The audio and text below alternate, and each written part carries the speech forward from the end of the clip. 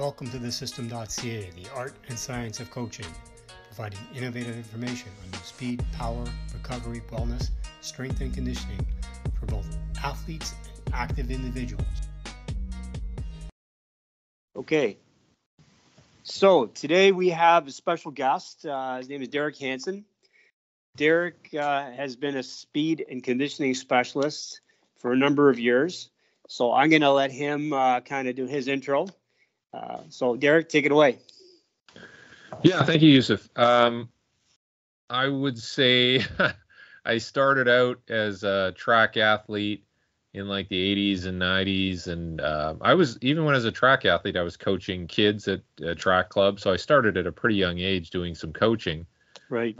Probably like 18 years old, 19 years old, I was already coaching a group of kids. So whether I thought that would end up being a career or not, who knows? But at the time, it paid some bills and got me through university.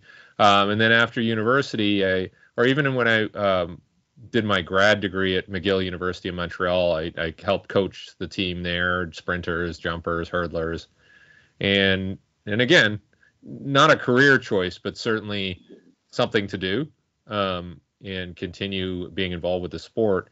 And then when I got out of the sport, or when I finished school, I got a regular job, and it wasn't related to coaching or rehab or anything like that. But after a while, I figured out, I really like that, and got back into coaching non-track athletes for speed. And then it just kind of grew from there. So maybe about the mid 90s on. So it's been a while, and that's developed into, after deciding that track and field wasn't a great way to make money, that I would work more with other team sports, pro sports, college sports. Yeah.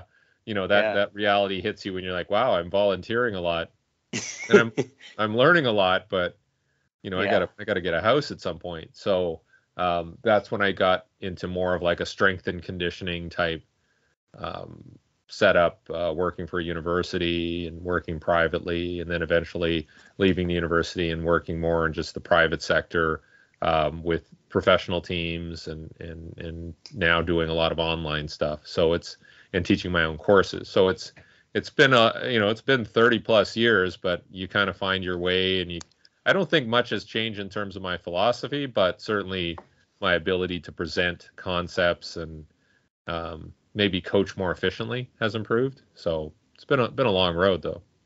Right. So what was the aha moment when you realized, hey, you're onto something with respect to speed and sports and sprinting? I think,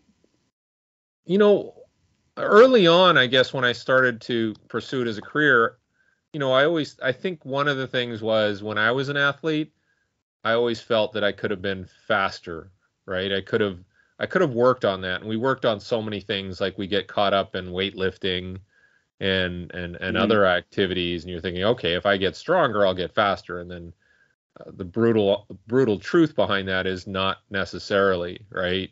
And the amount of time and effort that you put into something like that, after a while, you're like, wow, I was kind of betrayed by that. And so that was sort of an aha moment of like, I got to focus more on just learning how to get faster, on the track or on the field. So that was one thing. And then figuring out that other people weren't that good at it, especially in the strength and conditioning side. It was very weightlifting focused. Right. And so when I could isolate, and do less weightlifting and just focus on the sprinting and get better results, when I started working with football, soccer, ice hockey, and I was getting good results there from just very, very, I would say, very basic approaches. Right. So that probably occurred sort of 15, almost 20 years ago when I started to put it together. And now that's exclusively, like I always tell people, if you call me and get me involved with your team, I'm going to be pushing the sprinting side, because that's what I know works. And that's probably what you're deficient in. That's probably something that you haven't explored, comprehensively. So that's where it's come to now, is you talk to me, rehab, performance, fitness. I'm going to get you running, and not necessarily long distance running, but I'm going to get you sprinting and accelerating, and we're going to derive as much benefit as we can from that. Right. So you've had some pretty interesting mentors. So who are the mentors that kind of influenced you think? There were obviously, I think, again, going back to some of the coaches that I had in high school and even in elementary school, I had an English fellow who was our phys ed teacher, and he was always into athletics and track and field. So maybe that was like one of his name was Mr. Carpenter, Robert Carpenter. And so from an early age, if you have somebody and I don't even know if he was any good as a coach, but he got us involved. He got us doing stuff, lots of meets, lots of competitions, and we were running a lot. So, I can't discount that. That's what got me started. And then, went through university, had a good coach. I was more of a long jumper, triple jumper. And then I met a European guy. He was a Czechoslovakian. I think he's Slovakian, but, from Czechoslovakia, was educated at Charles University in Prague. And so he was very precise. And that was where you're like, okay, we found somebody who's very technically sound in everything he does. And then he could do every event. I think he at one point did decathlon, so he could jump, throw, pole vault. He could do all these things. So you're like, oh my God, this guy, is probably about 40 years old or 38 years old. And he could do every event better than you. So that was like, oh geez, we have to step up our game. And that was, and he liked the weightlifting and all that, but he thought that we were lifting too much, too often, and that we didn't focus on some of the key stuff like the jumps and the sprints and all that. So that his name, and he ended up coaching the 1992 Olympic decathlon champion, Robert Zemelik.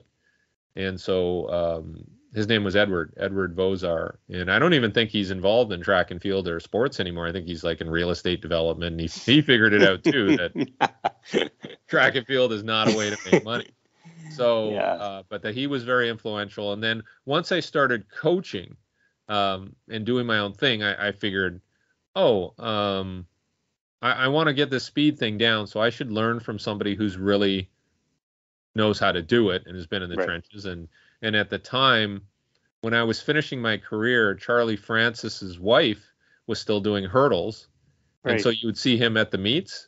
And so you would go and you could go up and talk to him and say, like, hey, what do you think of this? And so that was someone early on that, you could kind of talk to. And I think maybe some people were afraid to talk to him or thought he was going to pour drugs on you or something, which was ridiculous. Did he have a Diet Coke in his hand? Oh, always. And he was always searching for change. And I had seen him in '86 too, I think, because he was out in Vancouver. They're running at a meet, the Harry Jerome meet, and so the Athletics Canada at the time, or Track and Field Association, CTFA, had him speak at Simon Fraser University, and he was going over his coaching methods. That was '86, and even then, I would have been 17 years old, and you're listening to him going, "Oh, this dude is really smart."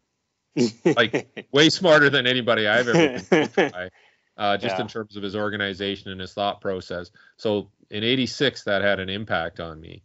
And mid '90s, saw him at different track meets. And then by 2001, I was, doing my thing in the private sector and coaching. And then a friend of mine, Jimson Lee, who operates speedendurance.com. He's like, hey, I heard he was down in California. He was working in IT in California. And he said, hey, Charlie Francis is going to be presenting at a small gym in Santa Clarita, California. And this was like January 2001. And so we said, well, man, we should go see it. Right. So and it wasn't cheap. I think it was like about $800 for 2 days. And then plus you had to pay your expenses. So I'm like, okay, we're going to go. And we shared a hotel room and went and saw Charlie speak. And that was definitely an aha moment, because he really, that's, 16 hours of him just talking about training. Wow. And other stuff too. And, go out to dinner with him. So you really got a full view of, what his thought process was, how he'd approach different sports. And then you heard about, okay, he had done a lot of work with different NFL teams and players that we never heard about. And also the Chicago Bulls with Al Vermeil. That's right. Yep. So, that kind of opened up a whole new area for me in terms of, okay, he's applied all of his concepts to other sports. That's very helpful. And it gave me confidence to kind of take the same approach and just kind of push from there. And then obviously I stayed in touch and I helped him with some presentation graphics and conceptualizing his Thank idea. you, by the way. Yeah. Where I would fly to Toronto and I would bring some athletes along. He'd help coach the athletes, and then we'd spend the rest of the day at his place going over all the concepts and saying, okay, this is my thought. How do you think we should present this? And then I would go, okay, this is how I would do it. And we would just work, through the night and just sort of pound out these different graphics that conceptualized his approach.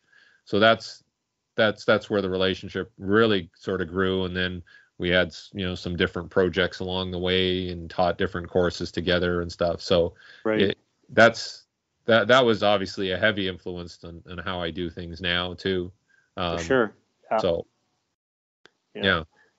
So who have you, you've obviously worked with, you've been around for 30 something years. You've worked with who's who, I guess. I know recently you just worked with the Chiefs, right? Yeah, I had the opportunity in 2015 to go present at the NFL Combine. So at the NFL Combine, they would have, I think I presented to the Athletic Trainers Society, PFATS, and then I presented to the strength and conditioning coaches. So at the end of my talk with strength and conditioning coaches, Barry Rubin, who was a strength coach at the time for the Chiefs, came up to me and said, hey, I really want you to help us. That's an area where I really need some help on the speed side. So I started right away, pretty much that spring of 2015, just going through like how we would prepare off-season training and then just kind of kept working with them, and up until even now, I guess Barry is retired after their second Super Bowl. And that was a nice relationship to have. I don't know how much I contributed, but certainly Kansas City was known for speed, and whether that was how they acquired players or how they used them in the offense, but that was something that we constantly focused on, and obviously it paid off. Right. So in terms of sprinting, like sprinting is like the most primordial movement, I would say, right? And how can you elaborate on this in terms of like, do you think this should be taught to everybody or just to athletes? I think it should be taught to anybody, everybody, and that's kind of how I've conducted my business. Is if you go and talk to a group of people and say, hey, when was the last time anybody, like you pull people off the street, when was the last time you sprinted full out ever, like 100%, like to save your life kind of thing, or run a race? That's right. And most of the time it's going to be people saying like, well, elementary school or right, something like that, right? Something that's way beyond anything they've done currently, right? And they may go to a gym, and they may go to a 10K run or something like that. They jog, but certainly they're not engaging in anything maximal when it comes to running.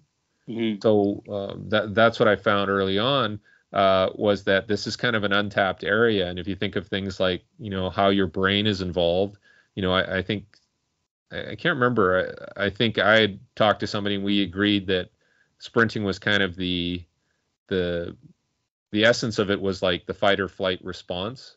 Mm-hmm. Like it's a very good, safe way to express that. Yep. Right. You can sprint, you can do, tap into all those nervous system areas. And it's relatively safe, right? Like you're not going to get PTSD from sprinting, but, but certainly that's an easy way to tap into the nervous system and get somebody to express themselves maximally. Whereas if you're, say you're lifting weights, there's always constraints, and there's just not a velocity component. I don't care how fast you move the bar, not even close to sprinting. So agreed. Yeah, if you can get somebody to run fast, there's going to be this cross-pollination throughout the body in terms of nervous system, limb movements, posture, just stress on the body that you can't get. And if somebody hasn't done it, then definitely they're going to be very deficient in that area. And that's why I think, some of the pro teams I work with, when I suggest it as part of a rehab protocol, or even just training, people are like, what do you mean? Like, sprinting? Really? It's so far off the radar. Yeah, it is. So, yeah. So that's what I've noticed. Yeah. The other thing about sprinting, if I could add, is like, most people only use about, 1/3 or I guess maybe 2/3 of the lung capacity. When you start doing sprinting, especially the longer stuff, maybe you're tapping into a lot of your lung capacity. And that, so in terms of breathing exercises, it's kind of like a very informal way to do breathing exercises, right? Obviously, there's a learned technique to do breathing as well, but how to sprint. But nonetheless, you are tapping into that thing. Plus the other aspect that it's like, how many stages of movement just before you became upright? Like I think 13 stages. Yeah, it's pretty hardwired in the body. And I think, like you said, like very few people really understand that. So it's a really good point. So what would you say? So why is speed so important to athletes who play sports? Like in terms of versus weight training, let's just say. Yeah, I posted something on Instagram yesterday, and of course it created controversy because I think I was speaking within the context of return to play and how important it was, especially for, say, American football or soccer. Why even physical therapists should embrace a running-based program or sprint-based program as soon as possible. Yes. Because that's what's going to create opportunities on the field. So, yes, you have to be strong. Yes, you have to be powerful, but that's not isolated to the weight room. You can develop those qualities outside of the weight room. And why not do it while you're learning how to get your gait back into order and accelerate things that will transfer immediately. Whereas if I teach somebody how to do a power clean, and I'm a big Olympic weightlifting guy, right? I got all my certifications, but I just did not see the transfer. It's a very indirect transfer. It's not, but certainly if you sprint, you teach somebody how to start, you can see the results almost immediately. And I see that with my clients all the time. So there's obvious benefit to doing sprinting to get you to be able to run onto a ball or run into open space or get to first base in baseball or steal a base. That's obvious and apparent. So why not just work on that first, and then you can surround it with other training qualities and get them a little stronger here and get them a little more elastic with some jumps and all that. I just think when I watch sports, as well as you do, like the fellow that can get to the ball quicker has more opportunities, and can get out of trouble too. Yes. Right.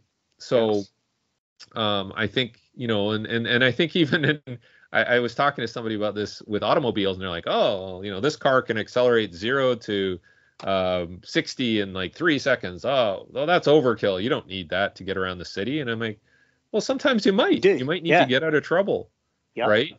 So, having that ability and having that reserve, I guess, as a lot of people refer it to, is quite important for your health and fitness, and obviously in sport, having that extra gear to really change the game. So, and then the other part of it is like running is involved in all these games, and then people are getting injured because they haven't prepared for the running and the repeat running requirements. So then, quad strain, hip flexor strain, hamstring strain, calf strain, because you're not prepared to do that. Your training hasn't prepared you properly. So, and then I guess at that point they start going into the rehab thing, and they get scar tissue, and then it goes into a vicious cycle.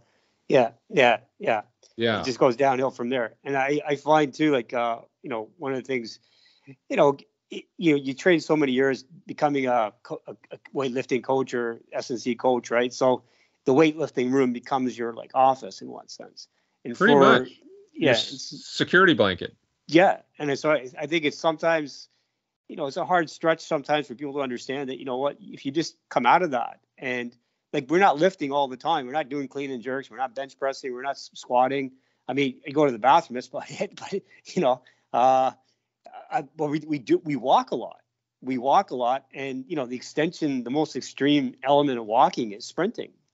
So if you improve the sprinting, I mean, I remember watching Ben Johnson. I mean, I used to work with him a little bit here and there. And anyways, I used to watch him walk. That you could tell that was fast. I remember seeing a Far Side. You remember Gary Larson, Far Side? Yep. And there's these two cheetahs, right? And they're looking at these antelope, I think, or something like that. And they're like dancing and stuff, bouncing up and down. And I think they said, one of the guys says, the other guy says, yeah, we're gonna pass on those. Yeah, no, you can see it, right? And yeah, it's just people will say like, well, that's just natural ability. Yeah, sure, but at the same time, think of all the hours he's trained and his body's just set up for it now, and he may never lose a lot of those qualities. Because I remember seeing him, I think it was like 2002. I was out at York University, and he just sort of showed up, and he did a couple of block starts, and he probably would have been 40 by then, 40 something, right? 46 and you're like, wow, dude's still fast. Like he still has these reflexes. Yeah. Right. So it's definitely hardwired in him. Yeah. So if strength is the tide that lifts all ships, right? Speed, I would say, is a tsunami that goes inland. And then, can you elaborate on that one? Yeah, I think there is a point of diminishing returns for the strength, like as it relates to anything, honestly, aside from maybe powerlifting and Olympic weightlifting, right? Right. And I've had a chance to work with an Olympic weightlifter who won a gold medal in 2012, and it was very interesting because I thought that she would be great at everything, because you hear all these stories like, oh, Olympic weightlifters, like they're extremely explosive, like great vertical jumps, and they could run fast to 30 meters just like a sprinter, right? No. And so I'm definitely looking at her going, okay, does she have these abilities? And when it came down to it, I mean, she was good, like she was explosive, and she could, even throwing a medicine ball, I've seen track athletes do much better. Vertical jump, yeah, pretty good for somebody her size. And then running, not so much, like just not the coordination, because I think she started lifting from a very young age, like 10 years old or something like that. She's from Quebec. So right then and there, I thought, okay, so it's not the Olympic lifting. Like one of the things she was really good at technically was getting under the bar quick. Mm-hmm. So that was a quality that she had developed or had some innate ability. But it's not like she did Olympic weightlifting and it made her this great athlete. She was just good at Olympic lifting. Lifting, yes. Right. Whereas I think some of these other studies, like if you go to an Eastern Bloc country, there aren't very many options as an athlete. So what are you going to do? Track, Olympic weightlifting, wrestling, maybe swimming, like the basic Olympic sports, at least back in the 80s, right? And so I think a lot of these guys that they're saying, oh, Olympic weightlifting makes you a great sprinter. No. That guy had fast twitch that worked well with Olympic weightlifting, and that's how it expressed when he sprinted. So he had the fast twitch muscles to be probably a great athlete. It wasn't the Olympic lifted that he was now a great sprinter. It was already there, right? So I think it was a natural selection thing. So I think you have to be very careful to go, wow, like, and so all this velocity-based weightlifting stuff, I think, is a little misplaced. Oh, okay, yeah, that's a touchy topic. Yeah, I can send you some of my posts. I'm probably not very liked on LinkedIn because I say a lot of things that people don't want to hear, but should hear. And that was, I look at some of the weightlifting guys that didn't have all this stuff. I mean, it's either you get. I don't think Talakahatse is worrying if he's got like 0.6 meters per second versus 0.8 when he's doing a world record. I don't think he's focused on that. It's either you get the lift or you don't. Yes. And then there's a lot of accommodation your body will make to get that lift, good or bad. I mean, that's the tolerance that these guys built into the system. But yeah, so I think I had the original velocity based thing. It was actually a thing that you actually attached to the bars, like a accelerometer. Yes. And it had a USB charging thing. It was a big unit. And I don't think I've used it maybe a couple of times. And it's like, okay, you get a number, but then what happens is that people fixate on the number and they forget, okay, how'd you get that technique to get that number? Yes. If you get the right technique, the number will take care of itself. But if you have the wrong, so that I find that sometimes when you're chasing numbers and you can elaborate on that, but I just don't think that's a very appropriate way to train. That's like doing sprinting with good technique. So the guy runs a fast time, but it kind of reminds me of Calvin Smith. He was all over the place. It would be the example in sprinting would be like they use GPS for tracking people on the field, right? Oh, yeah. And there was a problem with GPS for a while there, where if somebody fell down, that would record their peak velocity, like, because falling down, they're running and they fall down. Then, oh my God, he hit 40 kilometers per hour. It's like, well, yeah, but he ended up doing a face plant. So it's rewarding, bad technique or a fall, and so I think, I would watch people use the what I think it was a Tendo unit or whatever. Yes.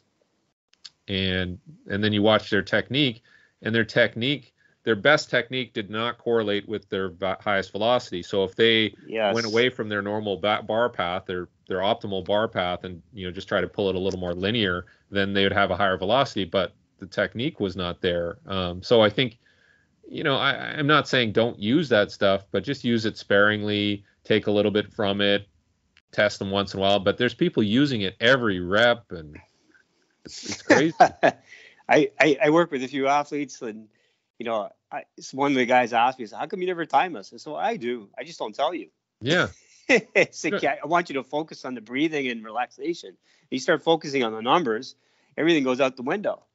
So yeah, because you're going to go to a track meet or something, and there's going to be a headwind, and it's going to be freezing, and you're going to get a bad time.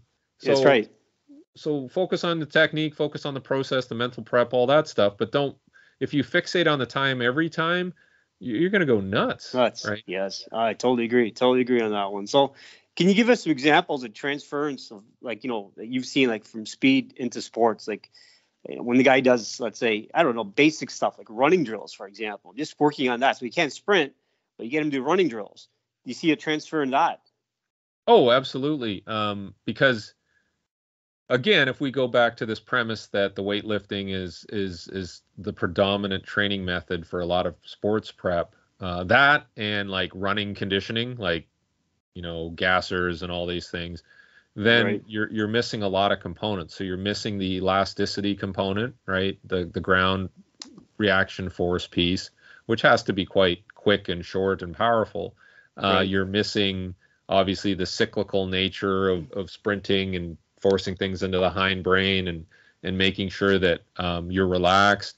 You're missing, just basic postural things that are required for acceleration, like being able to accelerate at a nice angle and then transition up. So all those things are deficient with a lot of training programs.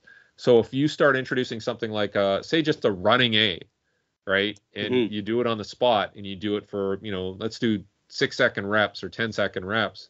They're going to get an elastic response. And I had this in one of my courses I was teaching in Montreal. They brought a basketball player, and he was a Division I basketball player who had pulled his hamstring running repeat 100-meter whatever conditioning stuff, right? So perfect training for basketball, repeat 100. So he pulled his hamstring, and then we get him to the course. I think it was 3 days after he pulled his hamstring, and we're getting him to do some basic drills just to evaluate him. And the first thing you notice is that his foot just like plops on the ground. He has no elasticity. And this is this is a black kid. Definitely, you could tell fast twitch, right? Yeah. But he Yeah. was being trained away from that. He was being trained, slow and conditioning oriented. So as soon as we started doing like the running A's and the skips, you could see things started to come back. And then as we started moving from a skip to a running A to higher amplitudes, the higher knee lift, he looked good. And you could hear his ground contacts were like sharper and sharper and sharper. Yeah. And then he's going through this, and I said, "Do you feel your hamstring?" He's like, "No." No. Yeah. Right? Because now you're making him elastic so that he rebounds off the ground. He doesn't have to grab the ground and pull it, which is a very, insane way of trying to run. So we're restoring his natural tendencies, his natural qualities to make him elastic, and that cleared up his hamstring issue essentially because we changed the way he ran, gave him a strategy that worked for his body and his brain. So I think you have to, you have to assume that there's a lot of deficiencies and that just injecting something as simple as a running A mock drill is going to start working on stride frequency, working on ground contact time, and just making them more elastic. And then when you get them to run, they're like, oh, this is how it should feel. It shouldn't feel like I'm pushing on the ground. It should feel like I'm running over the ground, right? So I think, that's a very easy way to inject, the right stimulus in a safe way. And that's the other thing. If I do running A's, like I get people to like put a band around their waist and attach it to the power rack and just do it on the spot. Yeah. And that's a really easy way to get them started. Right. So you had a really interesting point a minute ago. The sound. Yes. I think a lot of people forget to realize that. And when you hear somebody run fast, you just close your eyes and, just listen to the tick, tick, tick, tick, tick, tick, versus pop, pop, that's a huge, all these things kind of give you indication that this person, aside from the actual visual looking to see what the guy looks like, but, as a coach, I'm sure you look at all these things. You had a nice little Instagram post that I saw recently about, all these different factors. And I think you said which one matters, and they all matter. Right. And it's looking at the whole picture as opposed to trying to, use this reductionist linear model where you're trying to isolate. Oh yeah, this is the, the cat's meow. We're going to work on this particular thing, and this is the one that's going to solve all the problems of everything we have. And I think that's the problem. A lot of times coaches sort of go into that mindset where they don't realize all these little things put together. I always use the expression, when does a hurricane occur? Well, when all the conditions are right. But anyways, what now we talked about weights and we kind of bashed weights a little bit. Having said that, what in terms of what weight training exercise you found, squat, deadlift, bench, bicep curls, which one do you even, and dare I say it, Nordic hamstring curls, which one do you think has a transfer into speed or in general? Oh, like if you were to pick one, factor in athletes got, I guess, average strength, what to say. And if you're to pick one exercise, what would you say what would be the big one that you would probably go for? Well, I mean, if we look at that, remember that motor unit diagram where, you'd have like on the left, you'd have like Olympic lifting, and then on the right, you'd have wrist curl or, and yes. How much nervous system involvement. I think you'd probably, I mean, again, it depends on where they're at and what their skill level is. If they have no experience lifting weights, you're going to pick something that's pretty simple, right? And it might be something like, and people poo-poo machines, but it could be like, well, why don't we do a leg press or a reverse leg press or something and just work on, hip extension and pushing and whatever to develop basic strength. And then from there, as they develop, you could get into squatting or deadlifting, right? If you want, but you're looking at a big exercise to drive a general adaptation around strength and right. motor unit involvement, nervous system involvement. Do you have to do power cleans and Olympic lifts? If they have the skill to do it and the background, then it makes it easier. If they don't, like people would always put up Olympic lifting videos of like Donovan Bailey and Usain Bolt, and it wasn't that impressive, right? No, yeah, exactly. They did it for just general stress, Right.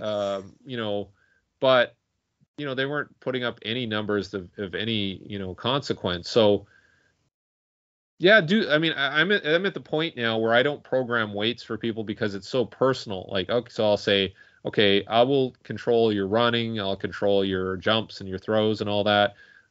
What do you like for weightlifting? And then I'll just make sure that they're doing, one full body lift, like I said, a deadlift or something. Yeah. Now everybody likes the trap bar because it's so easy to teach, right? Right. Great. Give them some rep ranges, but certainly, I don't think there's like people, what's the best exercise?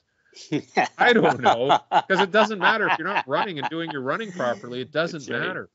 So this emphasis right now, and I see a lot of stuff on, all these guys doing Nordic hamstring curl, and it's like, it kind of reminds me of this thing called Lombard's paradox, where you're, Charlie alluded to this, where you're trying to train the hamstrings to work not as flexors but extensors. But the way I would say it, and I'll leave it up to you, but when you start overdeveloping an area that wants to be nice and flexible, and you're creating like unnecessary cross bridging, which creates a lot of stiffness in that area, unless you're working out that stiffness. So you're creating this thicker elastic band, but you haven't really like you said, you haven't really learned how to use it. So it doesn't really solve any problems. I mean, that's like if you have a bent axle, you're just going to put a thicker axle, but meanwhile the alignment's still off, right? So you're still going to have that stress on the. So you have so you solve the problem in one sense, but have you really? And that's my argument. And I mean, if anybody's sprinted, and I've done a little bit, okay, when you start stiffening up your hamstring and you go out and you try to do sprinting, good luck. Yeah. Good luck. Don't. You might be good for the first 15, 20 meters, but then after that, your form's all off. It throws everything off. Yeah. So I don't know. I mean, what's your take on it? I mean, it was interesting. I presented last month at the NFL Athletic Trainers Conference, and the guy presenting before me was one of the developers of the Nord board. Oh, that's always tough when you go in second or. yeah. I think his name's David Opar, and he had a good presentation. But essentially, his presentation was almost like he was walking it back a bit, where it's like, do the Nordic hamstrings, but you don't have to do that much, and it's not the be all end all. So it was kind of nice for him to say that, because my presentation basically said, listen, I did a rehab with this collegiate football player who had 7 hamstring pulls in 6 months. And so all we did was we got rid of his weightlifting program and just had him focus on acceleration, and we got him back in 3 weeks. And he hasn't re-injured since. And then the university tested him on the Nord board, and he had the best scores ever. Yeah, go figure. And did no Nordic hamstring curls, right? So why you're kind of trying to answer, as Charlie Francis said, don't try to answer questions that don't need to be asked, right? So why are we doing? And I think on some level, I think if you did Nordic hamstring injuries, you would probably eliminate a certain number of hamstring pulls just based on basic strength. Sure. Could that be accomplished with something else, like a Romanian deadlift? Or I don't even know if those studies have been done, but you probably could solve it 10 different ways if people were on an organized program. But it's so hard to do that with studies, right? Like, you isolate one variable and, you don't do and you do nothing, and you sit on the couch, and then we'll sprint you after. Well, so you have to be careful. Yeah, I think one of the things with probably maybe a better exercise I find than the Nordic hamstring curl. I think that really kind of plays off more in some of the Olympic lifts, kind of transfers a little bit there. But I would say a really good one, and you can tell me as well. I mean, reverse hyperextensions just with body weight, and just learning how to use your hips, like your butt and shoulders trying to meet, and trying to transfer that movement not from the knee but to the hip area, and you take the pressure off the hamstring. I mean, the other kind of unsung hero is developing ankle stiffness. Developing the stiffness of the ankle takes the pressure off the knee and the hip.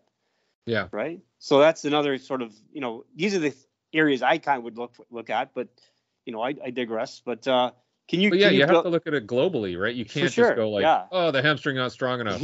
That's right. So speed in your particular paradigm, it really can't be built in the weight room per se. You can help. I guess you can use weights to help the speed, but speed itself, you got to be on the track. Am I right? Yeah, I would almost classify weightlifting as along the lines of a supportive element. So you could say, well, massage is very good for sprinting, which it is. Like it helps loosen up the muscles, and soft tissue work is going to separate things out. But if all you did was massage, you would just get slower. It's a complementary thing, and that's what I think weights is. Like if you took somebody who was sitting on their couch for 6 months and you said, okay, go do some squats, like back squats. Well, they would be faster because they're doing something. But then if you compared that, to get them to do 10-meter accelerations versus the squats, well, the 10-meter acceleration is going to be way better. So,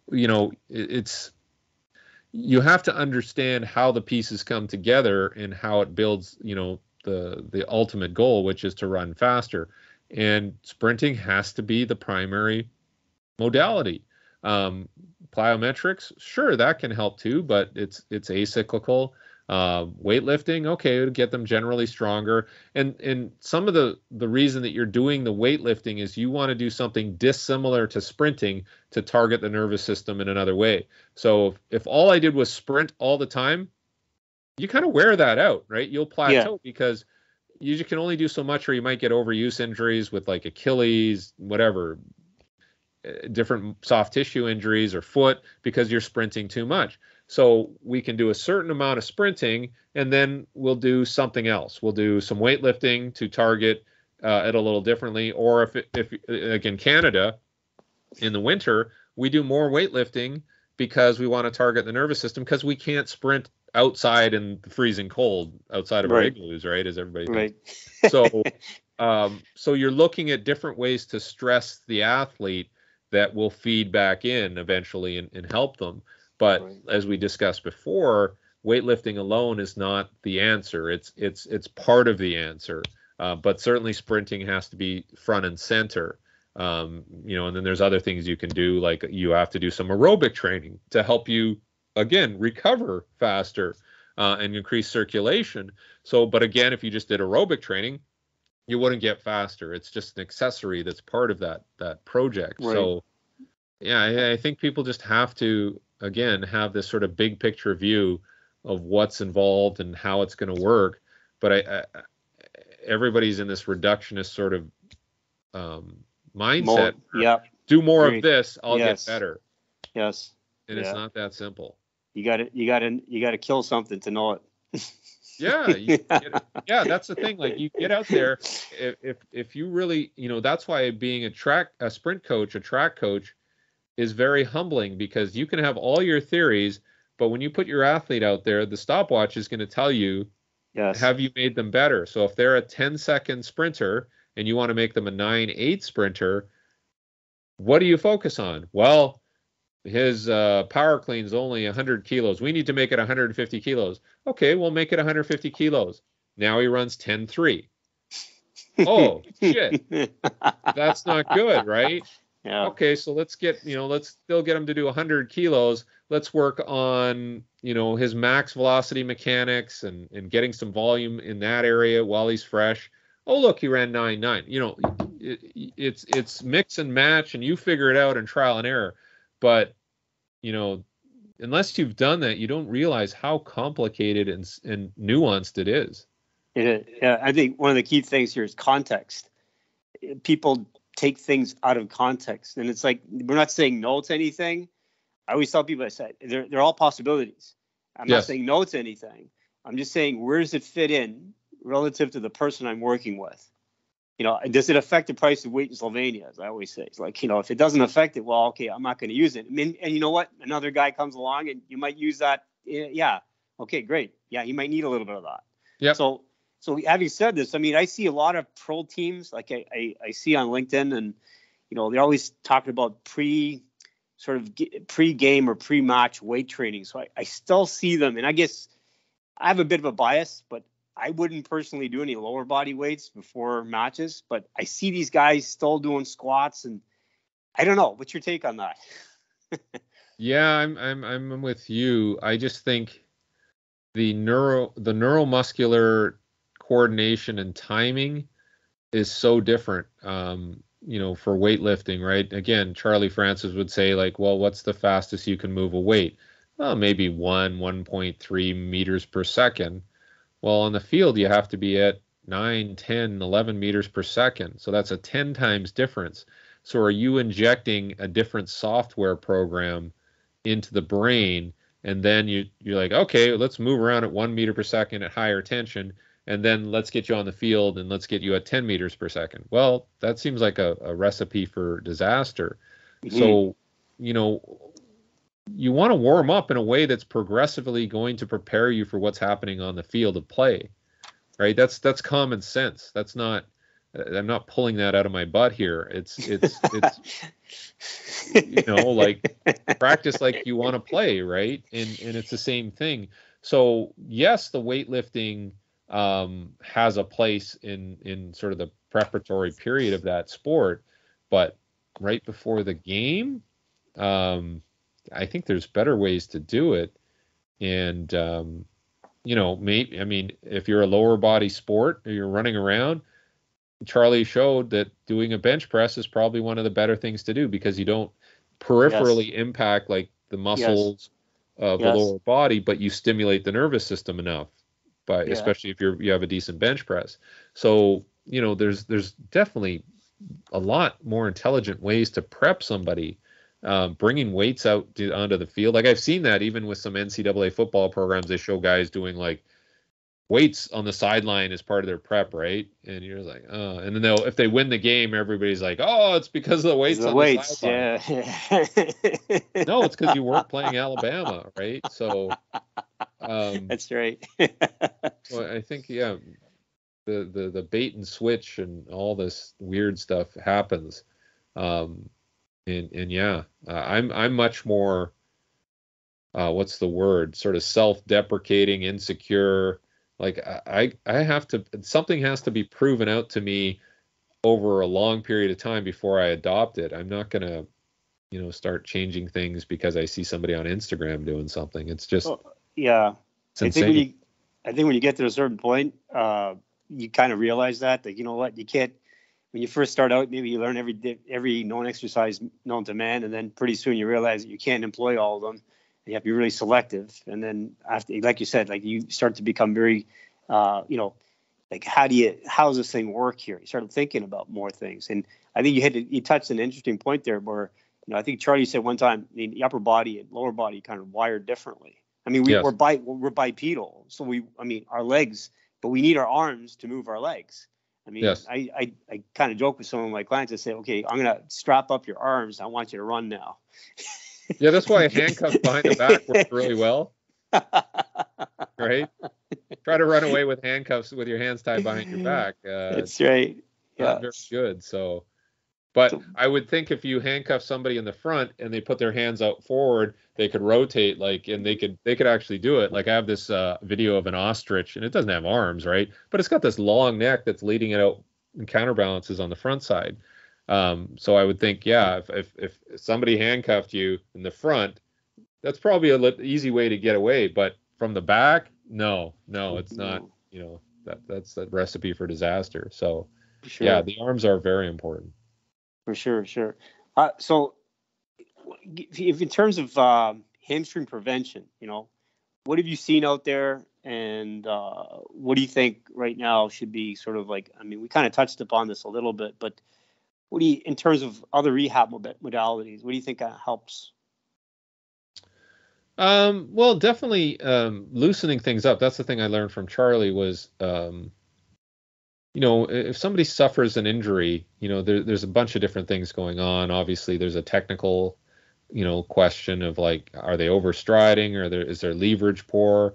And then just even mobility at the hip, he taught me, like if somebody's lacking mobility at the hip, it creates all these problems downstream. And so, all this sort of hip mobility and flexibility work is extremely important. And even when I've worked, like I'm not a massage therapist, but I learned from Charlie, Sure. Doing passes over muscles. And if somebody suffers a hamstring injury, all of the hamstrings are just sort of locked up. Like it's just one. And there was a study by a guy from Belgium, Schurmans, and he does a lot of hamstring research related to soccer. And he found in a functional MRI that anybody who's suffered a hamstring injury, the hamstrings start operating as one piece, whereas they have to share the load over a different sequence of the running gait, right? That's right. So they need that dissociation. So some of that is coordinated running to coordinate that timing belt or whatever you want to call it. But the other part of it is having somebody go in there and separate tissues out and make sure there's some intramuscular, dissociation, and they're not stuck together, and whether it's scar tissue or whatever. So each of those muscles has a role.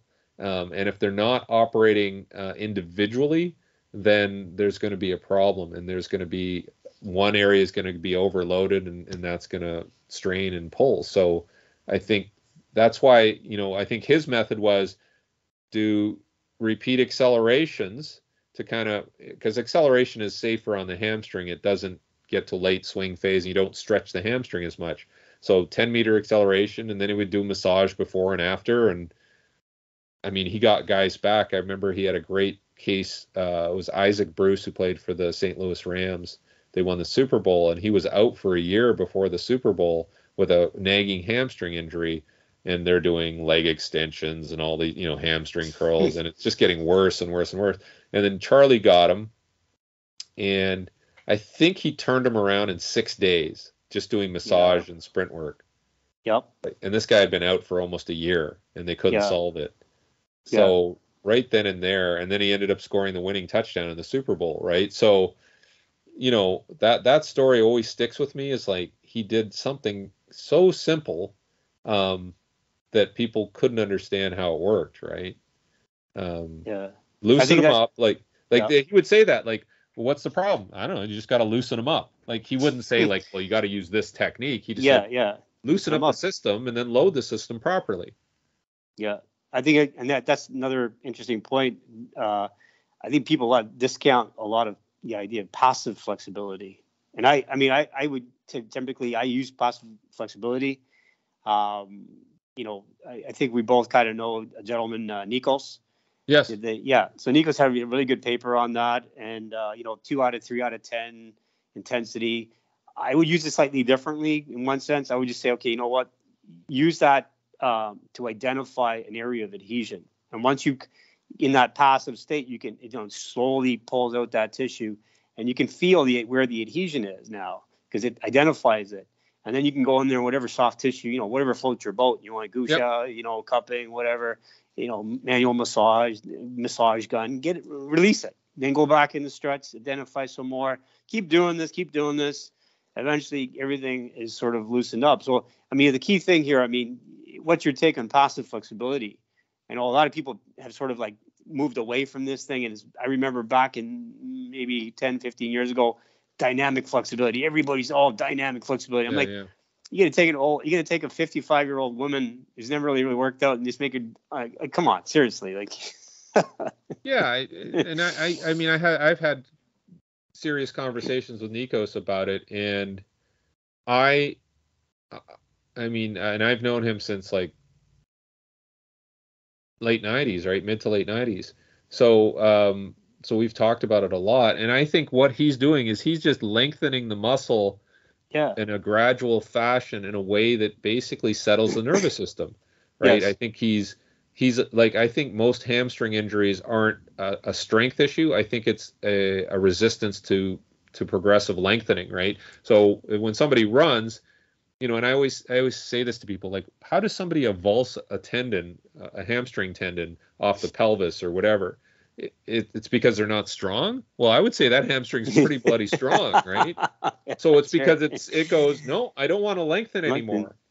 whether it's because of trauma or whatever, Right. and it stops, and then that's when you rupture or you strain. So his idea of passively lengthening muscle is almost like a training exercise, right? Like he's doing it, he's removing them from the active stretching so that they can relax, and then he's teaching the nervous system to allow lengthening, which I think Yes. is brilliant, but it's very Yeah. simple too. Yeah. Um, Yeah. so I think he's manipulating the nervous system to be in almost like a safe space. Yeah. What's your take on EMS, and what is it, and how would you incorporate that in your program? I know you're a big proponent on that. Same. I mean, similar. Like you're manipulating the nervous system because now you have an external nervous system to fire the muscle. And as we know, there's so many protective mechanisms in the system where muscles will shut down. Like a classic one is a knee injury, and what's the first muscle to shut down? It's VMO, right? It'll just start. You'll see it atrophy in a lot of cases, even if there's inflammation or fluid in the knee. You'll see that right away the tone in the VMO is going down. So I'll use the stim on the vastus medialis to kind of restart it and get it involved in stabilizing the knee again. And something as simple as that works really well. I use it for flushing out. Yep. I'm not a big proponent of ice, so I'll use it for creating circulatory response to like flush things out. Using a pulsing method of EMS. I'll use it to calm down muscle tone. Same thing, pulsing. There's different programs you can use. And obviously as a strengthening modality. But there's so many ways to, I'm not going to say hack. It's really a bad way to put it. But you're kind of hacking the brain a bit, and you're going in the back door and finding different ways to either relax muscle or you're finding ways to activate muscle. And so I'll use it a lot right away after like surgical intervention. So somebody has an ACL repair. Well, let's, put the stim on there right away to help, flush things out, feed it, but also passively strengthen during these early stages because you can't load them externally. So let's get the brain thinking, oh, okay, things are firing down there. Great. Right. So I've had a lot of success with using the stim in early stage rehab. And so I think everybody should have one and have a very basic idea of how to use it. I'm not saying it's the be all end all, but certainly it does assist just like everything else. Right. And so if you're going to use, what do you find other things that work aside from EMS? I mean, we talked about massage. We touched a little bit about that. What about some stuff are you big on nutrition, supplements? I mean, some of these things I heard sometimes, people will take L-tyrosine before sprint workouts to decrease, to help increase dopamine and decrease serotonin. Yeah. I mean, I'm sure that's not my area of expertise, so I try not to speak intelligently on it. Yeah. Okay. But I would say it definitely has an impact. Like I have an extreme like caffeine sensitivity too. So if I drink coffee frequently, it'll disrupt my sleep. So I'm very sensitive to that. Whereas, I'll stay away from caffeine, or I'll have decaf coffee, and then say I have to do a presentation or I have to be on. If I have a full cup of coffee, wow, that really makes a difference. Like just that contrast of not having it and then having it. Yes. So I'm very aware of this idea that you don't want to overuse something and you want to be very strategic with it, at least from a supplementation point of view. But yeah, I think all of that stuff is important. But it's just like anything. It's very habit forming. You got to know how to use it, how frequently to use it. Like I take essential oils because I think it does help from an anti-inflammatory point of view and just, generally. So yeah, I mean, it's such a big area and there's so much noise, right? It's so hard to tell like what works, what doesn't. Like I'm still not sure about creatine use.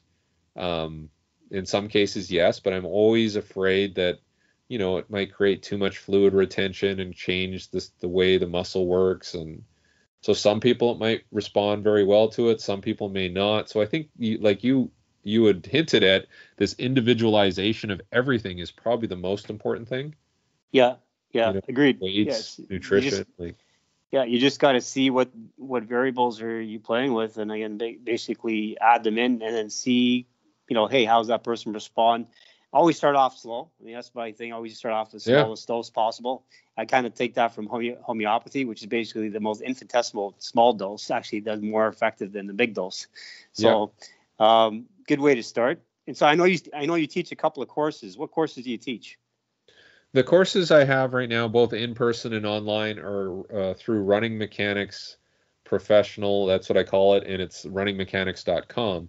So it started as in-person courses probably about 5 years ago, and I started with teaching like the Seattle Seahawks staff, and then Kansas City staff, and then now they're more public courses, and I get a lot of attendance from PTs, because I think that's an area where they think, okay, I don't know a lot about running. I have a lot of running clients and patients. So it's been successful there. And then when COVID hit, even before COVID, I started thinking, okay, maybe I should have online versions, but obviously that accelerated everything. And so now you can have the same courses online. And I think the in-person course is probably like 8 hours per course, whereas the online, I've made it about 12 hours of content, just to kind of supplement it a bit. But yeah, they've been relatively successful because, as we discussed, like it's not an area where people feel confident. Whether you're a strength coach, a physical therapist, everybody knows running, but in a very raw sense, like going for a run or jogging, but they don't really understand the value of the acceleration, higher velocity running, and then how to program it. Right. So, and do you have 2 levels or 3 levels? How many levels? Right now I have 2 levels. I have like the introductory course is the level 1 course, the fundamentals course, and then I have a rehab course, which I call level 2 med. And then I've been teaching a planning course. It's just level 2 plan, which is just the periodization of all the elements and all that. So I'm just getting ready for an online launch of that course too. So right now 3 courses. I'll probably do an EMS course, like the electrical stimulation course, which I want to make sure I get it right too, because whenever you're injecting electricity into somebody's body, you want to make sure everybody knows what they're doing. Check for pacemakers and any other wearables, I guess. Yeah. Hardware in their joints and all that. So you want to be careful, but I think even just a very basic course on that can be useful because the other thing is I found that, and I don't know if you found the same, but people in physical therapy get very little schooling on it. Like they might get a modalities course and then that's it. And then it's left to their own independent review of how to use a device, or maybe the manufacturer, the company selling the device is teaching them. So I think even in physical therapy, I found that they aren't using it optimally, right? There's better ways of using it. So if I can help them, that would be useful as well. Right. Are these courses reasonably priced, or we're talking half the mortgage?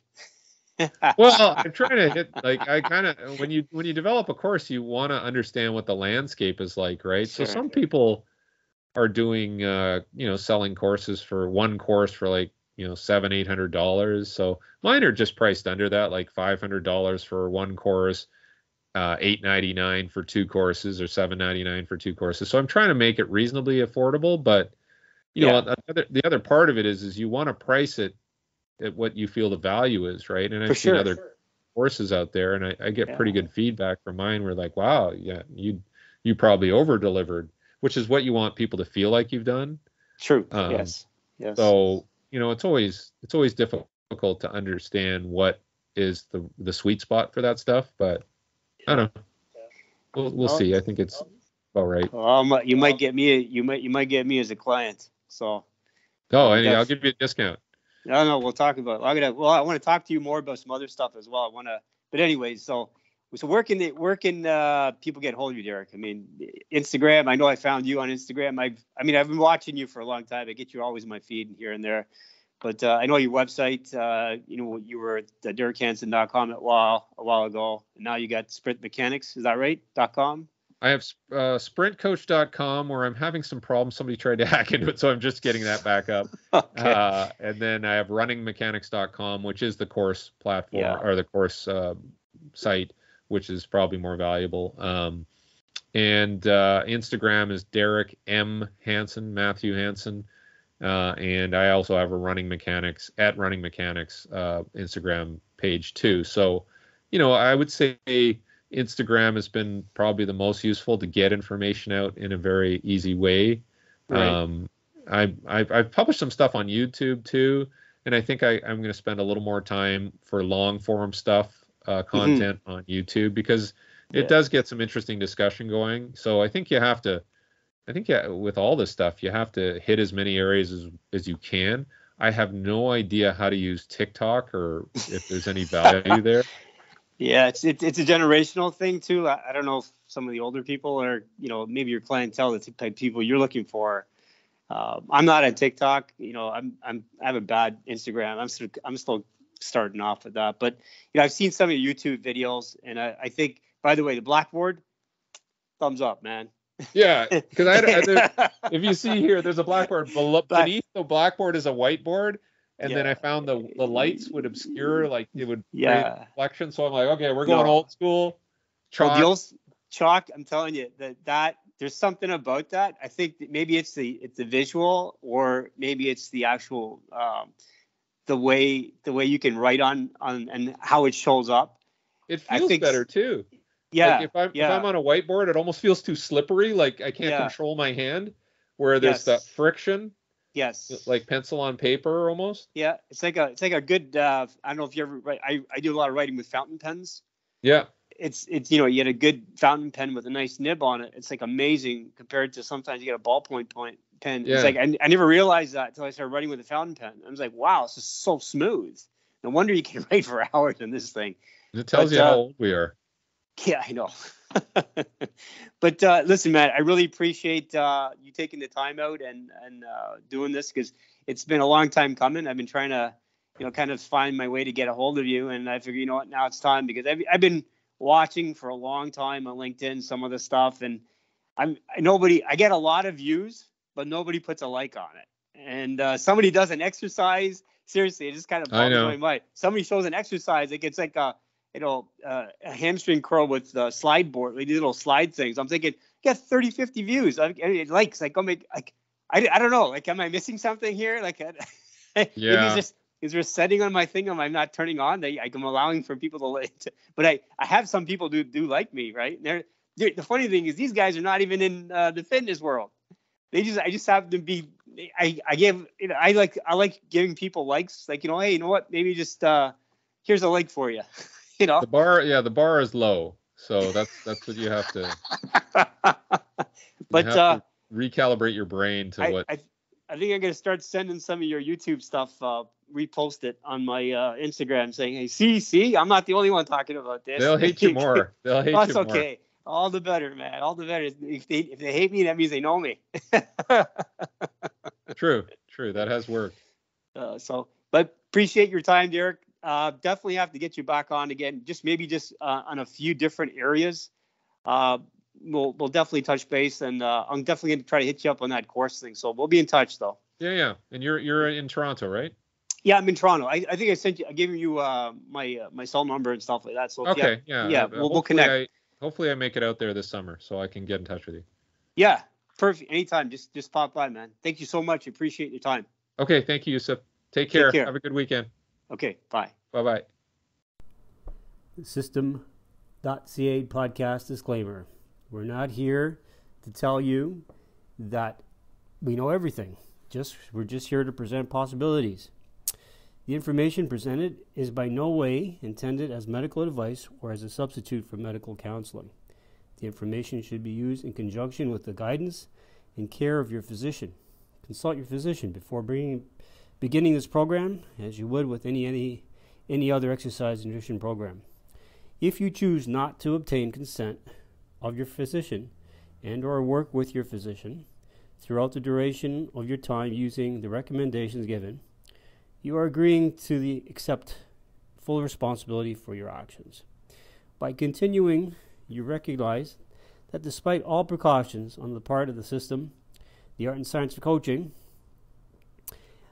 there are risks of injuries or illness which can occur because of your use of the aforementioned information, and you expressly assume risks and waive, relinquish, and release any claim which you have against the system, the art and science of coaching, or any of its affiliates as a result of any future physical or illness incurred in connection with or as a result of the use or misuse of this information given. All rights reserved. No part of this publication may be reproduced, distributed, or transmitted in any form or by any means, including photocopying, recording, or any other electronic or mechanical methods, without the prior written permission of the system, the art and science of coaching, except in the case of brief quotations embodied in critical reviews and certain other non-commercial uses permitted by copyright law. Thank you. Thanks for tuning in. If you like the content, please hit the subscribe button. Check out TheSystem.ca for more information on services and more content like this, and also products. Take care.